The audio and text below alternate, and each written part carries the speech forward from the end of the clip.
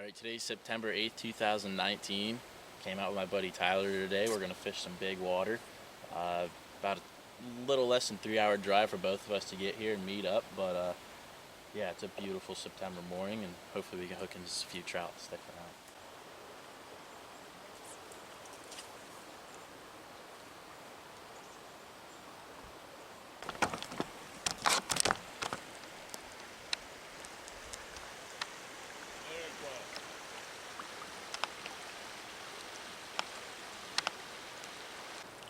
Took a few minutes, but managed to get the first of the day, and I think that will put me at 85 days in a row that I've caught a trout.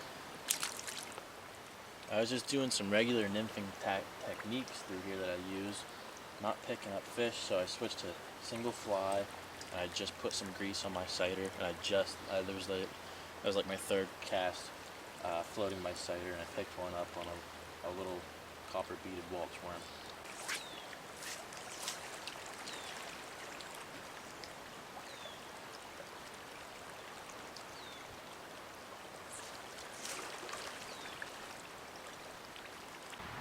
Here's my fourth of the day, biggest one. Holdover stock trout. You can see his fins are rubbed off. Nice fish though. Caught all of them on the size 16 gray Waltz worm with a copper bead. The other two that I caught were the same size as that first one. So came to a new location and I caught two right off the bat. So we're gonna see if this one will hopefully produce some more fish. Hold her up. Nice. Tyler's first of the day. Starting to get into him now. What's on the menu? You know, some bush lattes. We have a couple brats. So hopefully the big fish come out.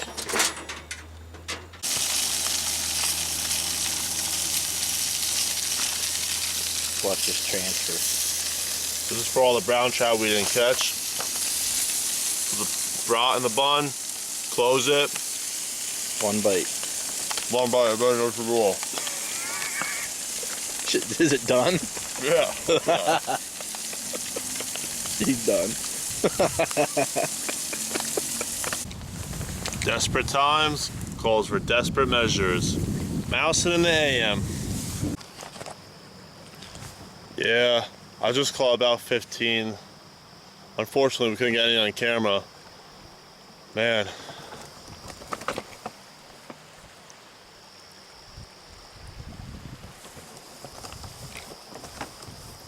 It's a great day to be alive.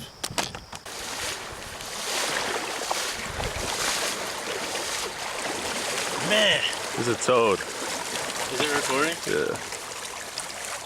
I gotta sit down. That was a heck of a cheese. Finally got a nice fish, probably an 18-inch brown. He took me for a ride. Probably 100 yards downstream. There was no stopping him. It's fast current. Beautiful wild brown trout. I thought he was a carp. The way how dark he is. I'm out of breath. That's a pretty fish. Very pretty. Beautiful fish. Should be full of life. There he goes. It's been a heck of a day. I've been working our butts off for fish today, and that one I just landed was my 12th of the day, and it's just been tough fishing. When we first got here this morning, it was at about 600 CFS, and they let the dam open, and it went over 1,000 in just a few hours. And the water's really turbid, a little mud in it, and you can see there's just debris floating down everywhere.